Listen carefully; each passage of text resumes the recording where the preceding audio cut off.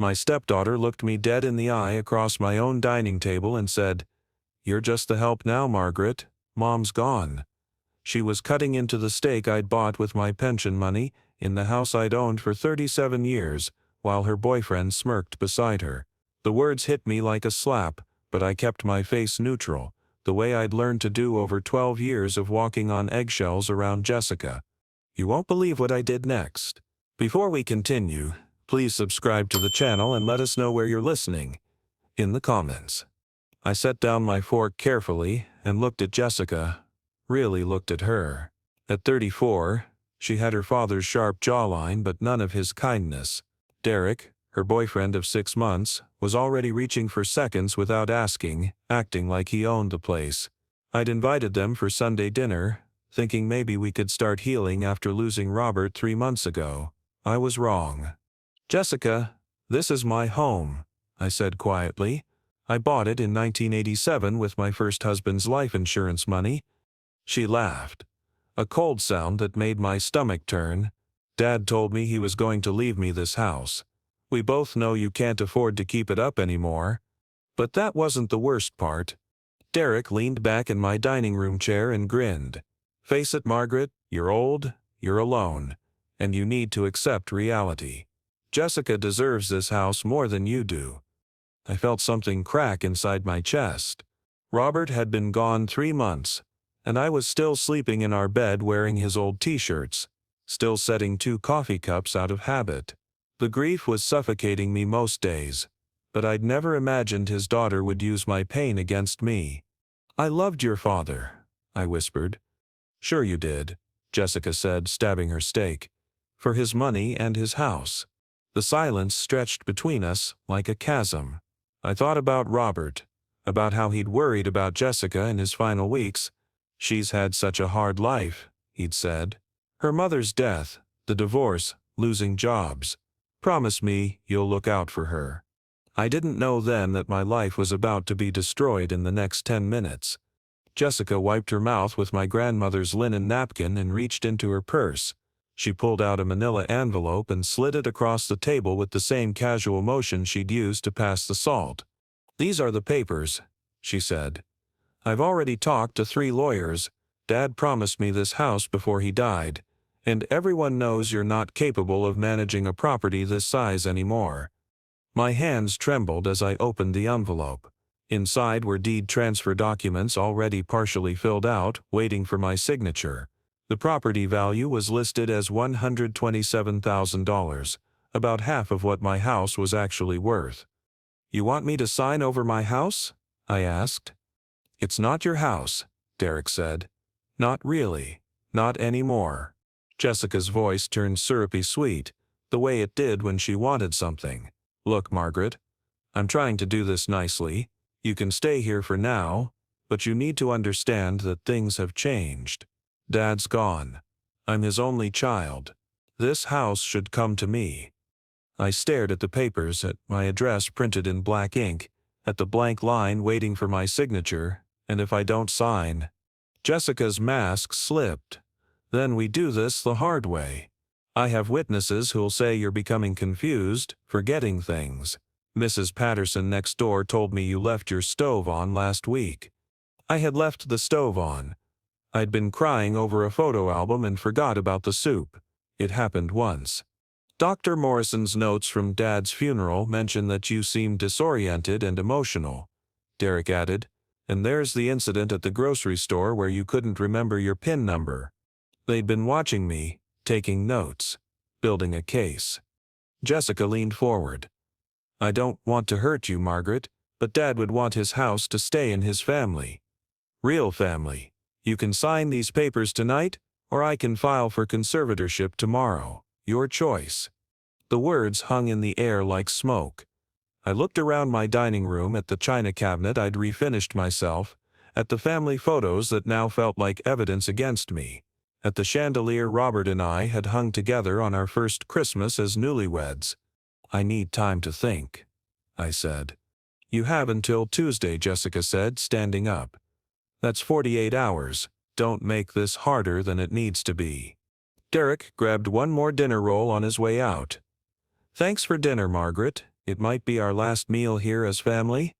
After they left, I sat alone at my dining table, staring at those papers. The house felt enormous and empty around me, full of shadows and memories and the echo of Jessica's laughter. I thought about calling someone, my sister, my neighbor, anyone, but what would I say? That my stepdaughter wanted to steal my house, that I was a foolish old woman who'd trusted the wrong people. But what Jessica didn't know was that I had already been to see my own lawyer, 3 days ago. I walked to my bedroom and opened the drawer where I kept Robert's watch and his wedding ring. Underneath them was a small digital recording device, no bigger than a matchbox. I'd bought it online after Jessica's last visit, when I'd found her going through my financial papers while I was in the bathroom. I pressed play and heard Jessica's voice from 2 weeks ago. "The old bat won't live much longer anyway. A year, maybe 2. We just need to speed things up." Derek's voice followed, "What about the antiques? The china cabinet alone is worth $5,000. We'll sell everything piece by piece. She'll be in a nursing home by Christmas." I had 17 more recordings just like that one. Jessica had no idea that every cruel word, every calculated plan, every lie she'd told about my mental state was preserved on that little device. As I lay in bed that night, still wearing Robert's old Cardinals t-shirt, I thought about the promise I'd made to him. He'd asked me to look out for Jessica, to be the mother she'd never really had. I had 48 hours before Jessica expected an answer about the house. She had no idea I was already 10 steps ahead. The next morning I drove to the law offices of Chen and Associates. I'd found Robert Chen online, 5-star reviews, 30 years of experience, specializing in elder law and estate planning. His office was in a restored Victorian house downtown, with photographs of successful cases lining the waiting room walls. "Mrs. Hoffman," he said, standing as his secretary showed me in. "I'm sorry for your loss." I sat in the leather chair across from his desk and placed the recording device between us. "Mr. Chen, I need to show you something." For the next hour we listened to Jessica's voice plotting my downfall. Chen's expression grew darker with each recording. When I played the one where Jessica discussed having me declared incompetent, he stopped taking notes and just stared. "This is elder abuse," he said finally. "Financial exploitation with intent to defraud. How long has this been going on?" "Since the funeral," I said. "Maybe longer. I was so lost in grief, I didn't see it at first." Chen leaned back in his chair. "Tell me about the house." I explained everything. How I'd bought the house in 1987 with my first husband's life insurance money. How I'd lived there alone for 15 years before meeting Robert. How we'd been married for 12 years, but kept our finances separate at my insistence. "So Jessica has no legal claim to your property," Chen said. "None. But she's telling people around town that I'm losing my memory, that I'm becoming unstable. Last week she called Dr. Morrison's office pretending to be concerned about my episodes." Chen made more notes. "Has she tried to access your bank accounts?" "Not yet. But she asked me for my financial statements last month, said she wanted to help me organize my affairs. But that wasn't the worst thing she'd done." Chen played back one of the recordings where Jessica laughed about my grief, calling me pathetic for still wearing Robert's clothes. "She's so desperate for attention. Crying at the grocery store, talking to his picture like he's still alive. It's embarrassing." I felt the familiar ache in my chest, but this time it was mixed with something else. Anger. Cold, quiet, anger. "What are my options?" I asked. Chen was quiet for a long moment, studying my face. "We could file harassment charges, get a restraining order, but Jessica will claim she's just looking out for your welfare. She'll say the recordings are taken out of context." I nodded. I'd expected that.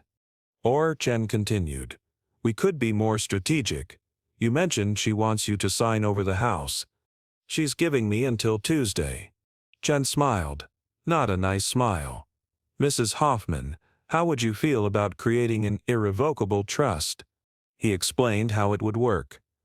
"All of my assets, the house, my savings, my investments, even my life insurance policy, would be transferred into a trust. I would retain the right to live in the house until my death, but ownership would belong to the trust. Jessica couldn't inherit what I no longer owned. Who would be the beneficiaries? I asked. Anyone you choose. Charities? Organizations? Distant relatives? Anyone except Jessica. I thought about Robert, about how disappointed he would be in his daughter, about how he'd want his memory honored by something good, not by Jessica's greed. The literacy program at the library, I said, and the animal shelter where Robert volunteered. Chen nodded approvingly. We'll also prepare a new will, leaving Jessica exactly $1 with a note explaining why. As we talked through the details, I felt something I hadn't experienced in months. Control. For the first time since Robert died, I wasn't just reacting to someone else's plans, I was making my own. There's one more thing, Chen said as I gathered my purse. We should document Jessica's harassment campaign. Do you have any witnesses to her behavior? I thought about Sunday dinner, about Derek's threats and Jessica's demands. What if I could get her to show her true nature in front of people who matter to her? Chen raised an eyebrow. What did you have in mind? I was about to make Jessica's worst nightmare come true. But first, I needed her to show her true colors to everyone who mattered. That evening, I called Jessica. My voice was shaky, defeated. Exactly what she expected to hear. Jessica, honey? It's Margaret. I've been thinking about what you said. And? Her voice was sharp, impatient. I think. Maybe you're right. Maybe I can't handle all this alone anymore. I could practically hear her smile through the phone. I'm glad you're being reasonable, Margaret. But I'd like to have one more family dinner first. You know, to say goodbye to the house properly. Could you invite Aunt Linda and your cousin Michael? And maybe Pastor Williams. I'd like their blessing before I sign the papers. Jessica was quiet for a moment. Linda was Robert's sister and she'd been suspicious of Jessica's sudden concern for my welfare. Michael was Robert's nephew, a lawyer himself. Pastor Williams had been close to Robert and knew our marriage was strong. Why do you need them there? Jessica asked. They're the closest thing to family I have left, I said, letting my voice break slightly. I need to know I'm doing the right thing. Jessica's greed won out over her caution. Fine, Saturday night. But Margaret, you need to have those papers signed by then. I won't wait any longer. I understand, I whispered. After I hung up, I called Linda first. Linda, I need your help with something. Could you come to dinner on Saturday? And could you bring Michael? Of course, dear. Is everything all right? I think you'll find Saturday very educational. I spent the next 3 days preparing. I cleaned the house until it sparkled, planned a menu that would keep everyone at the table for hours, and charged my phone's recording app. Most importantly, I practiced looking fragile and confused, the role Jessica expected me to play. Saturday evening came with the first autumn chill. I'd set the dining room table with my wedding china, the good silver, and fresh flowers from my garden. When the doorbell rang at 6, I took a deep breath and opened the door to find Jessica and Derek, along with Linda, Michael, and Pastor Williams. Margaret, you look lovely, Linda said, hugging me. I could see the concern in her eyes, and I wondered what Jessica had told her about my declining mental state. Jessica kissed my cheek with fake warmth. How are you feeling, Margaret? You sounded so upset on the phone this week. Oh, you know, I said, wringing my hands nervously. Some days are harder than others. Sometimes I feel so confused about everything. Michael shot Jessica a sharp look. At 45, Robert's nephew had inherited the family's skeptical nature and keen intelligence. Over dinner, I played my part perfectly. I forgot Pastor Williams' wife's name twice. I asked Linda to repeat herself when she mentioned Robert's birthday. I even pretended to be confused about which serving bowl held the potatoes. Jessica ate it up. You see what I mean? She said to the table, her voice dripping with fake concern. Margaret's having more and more trouble managing simple things. But then I started asking questions. Jessica, remind me again why you think the house should be yours. Jessica glanced around the table, suddenly aware of her audience. Well, Dad always said, family takes care of family. But Margaret is family too, Pastor Williams said quietly. Derek laughed. A mistake. Come on, Pastor. She was just married to Jessica's dad. It's not like she's real family. The temperature in the room seemed to drop 10 degrees. Robert loved Margaret very much, Linda said, her voice icy. Jessica's mask began to slip. Look, I don't want to be cruel, but Margaret can't handle this house anymore. She left the stove on last week. She got lost driving to the grocery store. Someone needs to make decisions for her. I pulled out my phone and started the recording app, keeping it hidden under my napkin. Jessica, I said, making my voice small and uncertain. Do you really think I'm becoming incompetent? I think you're grieving, and grief can make people confused, Jessica said carefully, aware of her audience. Derek wasn't as smart. The point is, you're old, Margaret. You need to face facts. Michael set down his fork. Derek, that's completely inappropriate. Is it? Derek's voice rose. She's 68 years old, living alone in a house she can barely maintain. Jessica has every right to her father's property. It's not her father's property, Michael said. Margaret owned this house long before she married Robert. Jessica's face flushed red. My father put 12 years of his life into this house. He paid for repairs, renovations, everything. Margaret owes me. Owes you what, exactly? Linda asked. And that's when Jessica made her fatal mistake. This house, for starters, and considering how much money Dad spent on her over the years, I think I deserve compensation for taking care of an old woman who can't even remember to turn off the stove. The silence that followed was deafening. Pastor Williams cleared his throat. Jessica, I think you're upset about your father's death, but don't, Jessica snapped. Don't give me some sermon about grief. I'm being practical. Margaret can't live alone anymore, and I'm not going to pretend otherwise just to spare her feelings. Derek reached across the table and grabbed my wrist. Look, Margaret, we're trying to help you here. But if you don't sign those papers tonight, we'll have to explore other options. Legal options. His grip was tight enough to leave marks. Linda gasped. Derek, let go of her, Michael said, standing up. Or what? Derek challenged. You'll call the police? Margaret's the one who's mentally unstable. We have documentation. What kind of documentation? Pastor Williams asked. Jessica pulled out a folder. Medical reports showing confusion and disorientation. Witness statements about her erratic behavior. Bank records showing she can't manage her finances. I looked at the folder, then around the table at faces filled with shock and disgust. Linda's mouth was hanging open. Michael looked like he wanted to hit someone. Pastor Williams was staring at Jessica as if he'd never seen her before. You've been documenting Margaret's grief? Linda asked, her voice barely controlled. I've been documenting her decline, Jessica said. Someone has to look out for her welfare. Derek squeezed my wrist harder. Time's up, Margaret. Sign the papers or we file for conservatorship Monday morning. That's when Jessica made the mistake that would destroy her completely. She grabbed my wrist so hard it left marks. The room exploded into chaos. Michael was on his feet, demanding Derek let go of me. Pastor Williams was telling Jessica this was completely inappropriate. Linda was reaching for her phone, saying she was calling the police. But I sat perfectly still, letting them see exactly who Jessica really was. Stop it, all of you, Jessica screamed. I'm trying to protect her. She's losing her mind. Someone needs to take control before she hurts herself. By stealing her house? Michael demanded.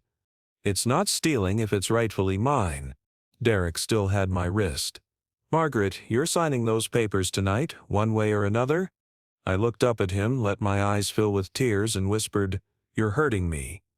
Michael grabbed Derek's arm and twisted until he let go. Touch her again and I'll have you arrested for assault. Jessica stood up, her face twisted with rage. Fine, fine.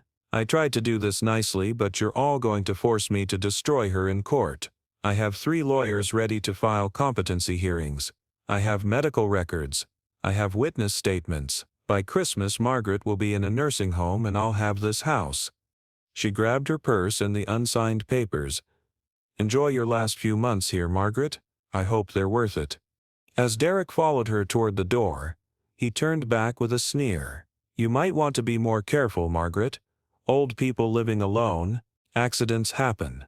After they left, the remaining dinner guests sat in stunned silence. My wrist was already turning purple where Derek had grabbed me. "Margaret," Pastor Williams said gently, "how long has this been going on?" "Since Robert's funeral," I said, no longer bothering to sound confused or frail. She started asking about his will before we'd even gotten home from the cemetery.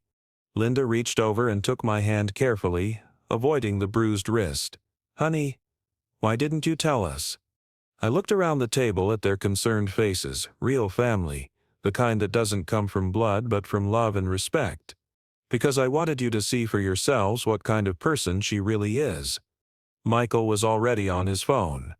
"I'm calling the police. Derek just committed assault and Jessica's been running an elder abuse scam." As we waited for the officers to arrive, I showed them the recording I'd just made and played a few of the older ones. Linda cried when she heard Jessica call me pathetic for grieving Robert's death. Pastor Williams looked sick when he heard Derek discuss my potential accidents. But that was just the beginning. I was about to take away everything Jessica thought she could steal from me. The next morning I walked into the Millfield Police Department with Michael beside me and my bruised wrist photographed from 3 angles. Officer Sarah Martinez met us in a small interview room, her expression growing grimmer as I told my story. "Mrs. Hoffman, I need to document these injuries first," she said, taking additional photos of the fingerprint bruises Derek had left on my wrist. "Then I want to hear everything from the beginning." I played the recordings chronologically, starting with Jessica's first visit after the funeral and ending with the previous night's dinner. Officer Martinez took detailed notes, stopping the playback occasionally to ask questions. "This recording from 2 weeks ago where they discuss your potential accidents, did you feel threatened by that statement?" I felt like they were telling me I might not be safe in my own home if I didn't cooperate.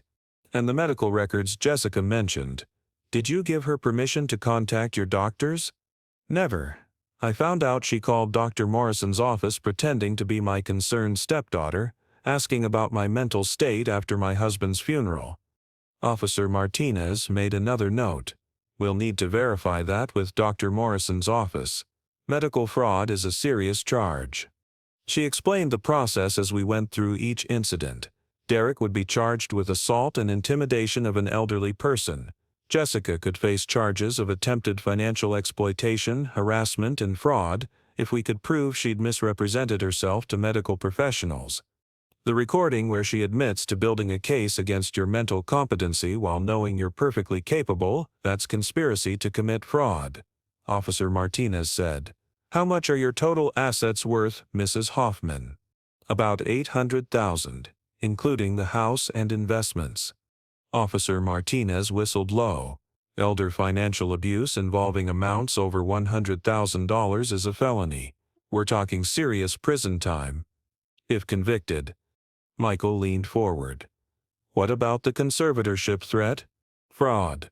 She has no standing to file for conservatorship, and she knows it. The recordings prove she was planning to use false medical evidence." As Officer Martinez prepared the paperwork, she explained what would happen next. Derek would be arrested as soon as they found him. Jessica would be served with a restraining order and questioned about her contacts with my medical providers. "Mrs. Hoffman, I have to ask, why did you wait so long to report this?" "I thought about Robert, about the promise I'd made to look out for Jessica, because I hoped she might change her mind.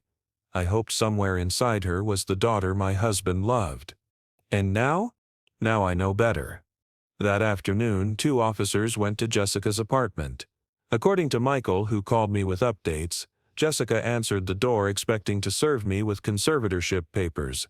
Instead, she was served with a restraining order prohibiting her from contacting me, coming to my house, or discussing my personal affairs with anyone. Derek was arrested at his job site. His coworkers watched as he was handcuffed and led away, charged with assault on an elderly person and criminal intimidation. But the real investigation was just beginning. Officer Martinez called me that evening, with an update that made my blood run cold. Mrs. Hoffman, we contacted Dr. Morrison's office. Jessica called them 6 times over the past month, claiming to be your stepdaughter and expressing concern about your mental deterioration. She specifically asked about having you declared incompetent. What did they tell her? Nothing, thankfully. Dr. Morrison's staff followed proper protocols and refused to discuss your medical information. But Jessica also contacted 2 other doctors in town, apparently shopping for someone who would support her claims. The investigation revealed Jessica's systematic campaign to destroy my reputation. She'd called my bank, identifying herself as my concerned stepdaughter and asking about unusual account activity that might indicate cognitive decline. She'd spoken to 3 neighbors, telling them she was worried about my ability to live alone safely. She'd even contacted the grocery store where I'd forgotten my PIN, asking the manager to document my episodes. She built an entire false narrative, Officer Martinez explained. If you hadn't recorded those conversations, she might have succeeded. Jessica tried to contest the restraining order, claiming she was only concerned about my welfare. But when the judge heard the recordings, especially the ones where she laughed about my grief and planned to sell my belongings, the order was extended to a full year. Derek pled guilty to avoid trial. His lawyer advised him that the recordings made his case hopeless, and frankly he wanted to distance himself from Jessica's fraud charges. He received 6 months in jail, 2 years probation, and was ordered to attend anger management classes. But Jessica fought every charge. She hired a lawyer and claimed the recordings were taken out of context, that she was genuinely concerned about my mental health, that everything she'd done was out of love for her father's memory. Her lawyer was expensive, nearly $15,000 just for the retainer. I wondered where she was getting the money until I found out she'd taken out a loan against her car, confident she'd pay it back with my inheritance. 3 weeks later, Jessica came crawling back, but she had no idea what I'd already done. On a Thursday morning in November, my doorbell rang. I looked through the peephole and saw Jessica standing on my porch. No Derek in sight. She looked terrible. Hollow-eyed, thin, wearing clothes I'd seen her in a month earlier. For a moment, I almost felt sorry for her. "Margaret?" she called through the door. "Please, I just need to talk to you." I opened the door but kept the chain lock engaged. "Jessica, there's a restraining order. You're not supposed to be here." I know, but I had to see you. I've been thinking about everything, and I realize I made mistakes. Mistakes, not crimes, not betrayal, not planning to rob me blind. Mistakes. I'm grieving too," she continued, tears streaming down her face. "I lost my father, and I wasn't thinking clearly. I was scared about the future, about money, about taking care of myself. I handled things badly." I studied her face through the crack in the door. The tears looked real. But then, Jessica had always been a good actress. "What do you want, Jessica?" "I want to apologize. I want to make things right between us. Dad would be so disappointed in how we've treated each other." She was using Robert's memory as a weapon, even now. "Derek's in jail," she said. "Did you know that? 6 months for grabbing your wrist. And I lost my job because of the arrest. The school board said I couldn't work with children while facing criminal charges." Jessica had taught 3rd grade for 8 years. It was a good job with benefits and now it was gone. "I'm sorry to hear that," I said carefully. "Margaret, I'm facing eviction. I can't pay my rent without my salary. I've got nowhere to go." There it was. The real reason for her visit. "What are you asking me to do?" Jessica pressed closer to the door. "I'm asking you to forgive me, to drop the charges, to let me come home. Come home. To my house that she'd tried to steal. I could take care of you," she said desperately, "like a real daughter. I could cook and clean and make sure you're safe. I realize now how much I need family, how much we need each other." I looked at this woman who'd called me just the help, who'd documented my grief as evidence of mental decline, who'd planned to put me in a nursing home while selling my possessions, Now she wanted to move into my house and take care of me. Jessica, I said quietly, I need you to step back from the door. Margaret, please? I'm desperate. I've lost everything. I closed the door, removed the chain, and opened it fully. Jessica's face lit up with hope. Come in, I said. We need to talk. Jessica practically ran into my living room, settling onto the couch where she'd sat just months ago, planning my downfall. I went to the kitchen and made tea, taking my time, letting her squirm. When I returned with the tea service, Jessica was looking around the room with barely concealed hunger, even now, even desperate. She was cataloging my possessions. This is beautiful, she said, touching the antique tea set. Dad always said you had such good taste. I handed her a cup and sat in Robert's old chair. Tell me about your job. Jessica's face crumpled. They fired me the day after Derek was arrested. Said they couldn't have teachers with questionable judgments around children. 22 years I've been with that district, Margaret. I started there right out of college. And your apartment? Rent's due Monday. I'm 3 weeks behind already. She set down her teacup with shaking hands. I've applied for other jobs, but nobody wants to hire someone with pending criminal charges. What about your lawyer? I had to fire him. I can't afford his fees anymore. Jessica was dissolving right in front of me, all her arrogance and entitlement stripped away by consequences. Part of me, the part that remembered Robert's love for his daughter, wanted to help her, but I couldn't forget the recordings, couldn't unhear her calling me pathetic, couldn't forgive her plan to steal everything I owned. Jessica, I said gently, why should I help you? Because I'm sorry. Because I know I was wrong. Because Dad would want us to be family. Do you remember what you said about me at dinner 2 weeks ago? Jessica looked confused. I said a lot of things. I was upset. You said I was just married to your father, that I wasn't real family. Her face went white. Margaret, I didn't mean. You also said I was pathetic for crying at the grocery store, that it was embarrassing how I talked to your father's picture. I was angry. People say things they don't mean when they're grieving. Jessica. I stood up and walked to my secretary desk, pulling out a manila folder. Do you know what this is? She stared at the folder like it might bite her. I sat back down and opened it, revealing the first page of legal documents. This is an irrevocable trust, established last month with Chen and Associates. Jessica leaned forward, trying to read the papers upside down. My house, my savings account, my investment portfolio, and my life insurance policy have all been transferred into this trust. The total value is $847,000. Jessica's mouth fell open. 800. Margaret, I had no idea you had so much. The beneficiaries of this trust are the Millfield Public Library's literacy program and the county animal shelter where your father volunteered. The color drained from Jessica's face completely. What does that mean? It means I no longer own any of these assets. I have the right to live in this house until I die, but when I'm gone, everything goes to charity. There's nothing left for you to inherit. Jessica stared at me like I'd slapped her. You can't be serious. I'm perfectly serious. I turned to the next page. This is my new will. You're mentioned in it. Hope flickered in her eyes. You inherit exactly $1, along with a letter explaining why. Jessica grabbed the papers from my hands, scanning them frantically. This can't be legal. You can't cut out Dad's only child. Actually, I can. And I have.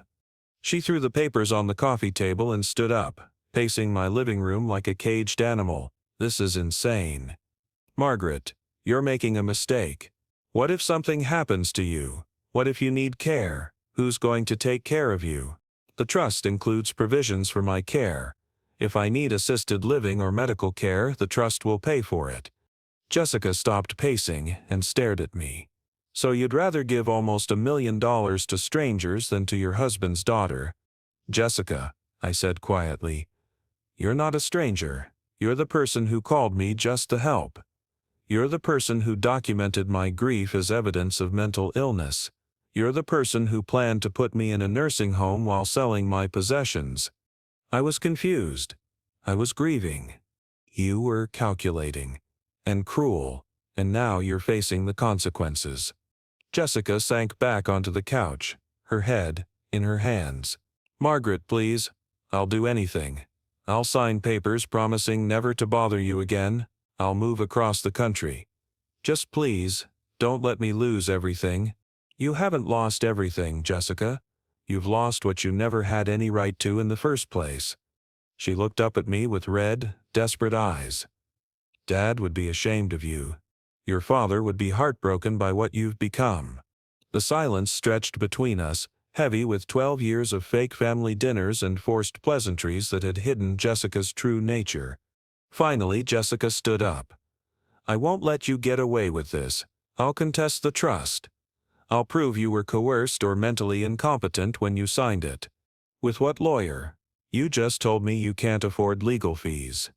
I'll find someone. I'll represent myself if I have to.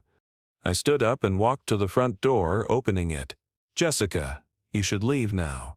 You're violating the restraining order by being here.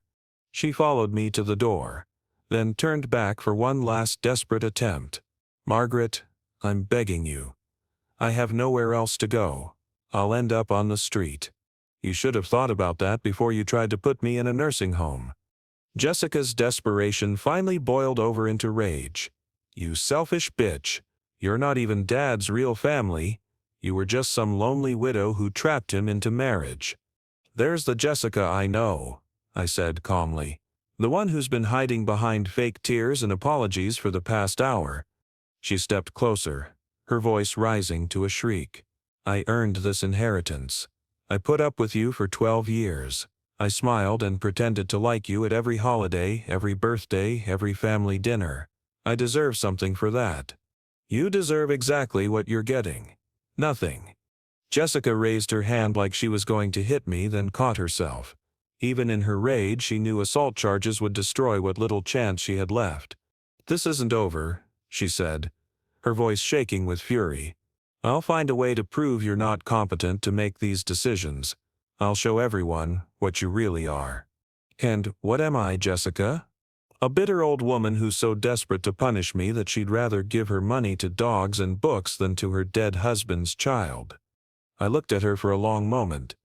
This woman who shared Robert's eyes but none of his heart. Jessica, I said quietly, if you had ever shown me even an ounce of genuine love or respect, if you had ever treated me as family instead of an obstacle, I would have left you everything. I had planned to, before I heard those recordings. Her face went white. What do you mean? I mean my original will left the house and half my assets to you, with the other half going to charity. But you couldn't wait for me to die naturally.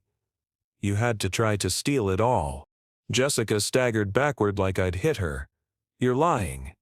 I walked to my secretary desk and pulled out a file folder. Inside was my old will, dated 2 months after Robert's death, leaving Jessica $400,000 and the house. Jessica grabbed the papers, scanning them frantically.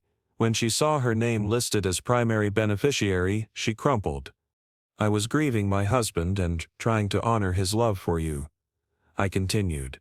But then I heard you call me pathetic. I heard you plan to sell my possessions. I heard you laugh about my tears. Jessica sank into the doorframe. The old will clutched in her hands. Margaret, I didn't know if I had known. You would have waited until I died to show your true colors. The look on Jessica's face when she realized she'd thrown away nearly $1 million was almost worth 12 years of fake family dinners. She tried to speak several times, opening and closing her mouth like a fish out of water. Finally she whispered, I can change. I can be better. It's not too late. Yes, it is, I said. It was too late the moment you called me just the help. Jessica crumpled the old will in her fists and threw it at my feet. Fine, fine. Keep your money. Give it all away. But don't pretend this is about justice or morality. This is about revenge. Pure and simple. You're right, I said. It is about revenge. Cold, calculated, legal revenge. Dad would hate what you've become. Your father is dead, Jessica. And the last thing he said to me was, promise me you'll look out for her. Well, I looked, and I saw exactly what you are. Jessica straightened up, her tears gone, replaced by pure hatred. I hope you die alone in this house. I hope you spend your last years with nobody who gives a damn about you. I'd rather die alone with my dignity than live surrounded by people who only love my bank account. She turned and walked down my front steps, then looked back one more time. This isn't over, Margaret. Even if I can't inherit your money, I can make sure everyone knows what kind of person you really are. Everyone already knows what kind of person you are, Jessica. The recordings made sure of that. As I watched Jessica storm out of my house for the last time, I felt something I hadn't felt in months: peace. 2 weeks later, Jessica filed a lawsuit contesting the trust, claiming I was mentally incompetent when I established it. She represented herself, having burned through 3 lawyers and unable to afford another. The hearing was a disaster for Jessica, from the moment it began. Judge Patricia Hernandez reviewed the medical evidence first. My doctor testified that I was in excellent mental health for a woman my age, with no signs of dementia, depression, or cognitive decline. Morrison explained that Jessica had repeatedly contacted his office with false concerns about my mental state, despite having no legal authority to access my medical information. Then Chen played the recordings. The courtroom was dead silent as Jessica's voice filled the air, describing me as pathetic and discussing how to speed up my move to assisted living. When the recording reached the part where she said the old bat won't live much longer anyway, I saw several people in the gallery visibly recoil. Judge Hernandez stopped the playback after 20 minutes. I've heard enough. Miss Hoffman, your petition to contest this trust is denied. Furthermore, I'm ordering you to pay Mrs. Hoffman's legal costs. Jessica stood up, her voice shaking. Your Honor, those recordings are taken out of context. Miss Hoffman, you admitted on tape to documenting your stepmother's grief as evidence of mental decline. You admitted to planning her involuntary commitment to assisted living. You laughed about her emotional distress. There is no context that makes that behavior acceptable. Jessica tried to appeal, but she had no money for an appellate lawyer and no legal grounds for the appeal. The trust stood. 6 months after that terrible Sunday dinner, I was working in my garden when Pastor Williams stopped by with news. Margaret, I thought you should know. Derek was released from jail last week. I looked up from my tomatoes, wiping dirt from my hands.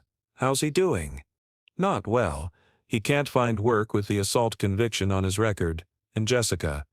Pastor Williams shook his head. She lost her apartment. She's been staying in her car for the past month. I felt a familiar pang of guilt. Where is she now? Linda heard she drove to California, looking for work. Apparently there are teaching positions there that don't run background checks as thoroughly. We stood in comfortable silence, watching bees work my flower beds. It was a beautiful September afternoon, crisp and bright, full of promise. Do you ever regret it? Pastor Williams asked gently. The trust, I mean. I thought about Robert, about the promises I'd made to him, about the daughter he'd loved despite her flaws. I regret that it was necessary. But not that you did it? No, not that I did it. Pastor Williams nodded. Robert would understand, you know. He loved Jessica, but he wasn't blind to her faults. Toward the end, he worried about her sense of entitlement. That evening, I sat at my kitchen table reading thank you letters from the literacy program. A single mother had learned to read well enough to help her daughter with homework. An elderly man was reading novels for the first time in his life. A teenage girl had passed her GED thanks to the tutoring program my trust funded. This was Robert's real legacy, not a house or money, but the ability to change lives through education and compassion. I thought about Jessica sleeping in her car somewhere in California and felt a complex mixture of sadness and satisfaction. She had chosen greed over love, manipulation over honesty, cruelty over kindness. The consequences were hers to bear. My phone rang, interrupting my thoughts. It was Linda. Margaret, dear, I wanted to invite you to Michael's birthday dinner next week. Nothing fancy, Just family. Family. Real family. Chosen family, the kind that doesn't come with conditions or expectations of inheritance. I'd love to come, I said. After I hung up, I walked through my house, truly my house now, protected by legal documents Jessica could never touch. I paused in Robert's study, where his books still lined the shelves and his reading glasses sat on the desk where he'd left them. I kept my promise, I said to his photograph. I looked out for her. I just didn't protect her from the consequences of her own choices. The house was quiet around me, but it wasn't lonely. It was peaceful. For the first time since Robert's death, I felt like I was home. I learned that sometimes the best revenge isn't getting even, it's living well while they face the consequences of their own choices. A year later, I celebrated my 70th birthday with a dinner party for 12. Linda and Michael were there, of course, along with Pastor Williams and his wife. My new neighbors, the Johnsons, came with their twin daughters who called me Grandma Margaret. Sarah Martinez, now retired from the police force, brought her husband. Chen and his wife joined us, along with 2 volunteers from the literacy program who'd become dear friends. We ate pot roast and mashed potatoes, apple pie and vanilla ice cream. We told stories about Robert and laughed until our sides hurt. When Michael proposed a toast to family in all its forms, I had to wipe away happy tears.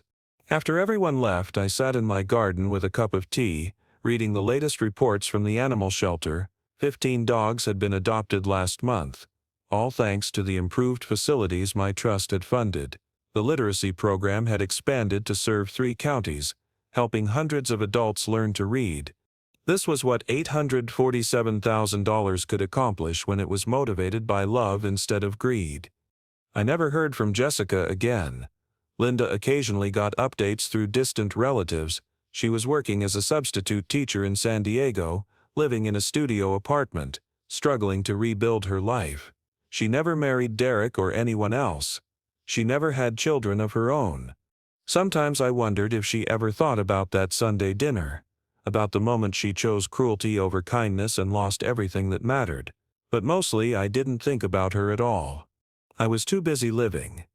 On warm evenings, I'd sit on my front porch with a book, watching my neighbor's children play in the yard across the street.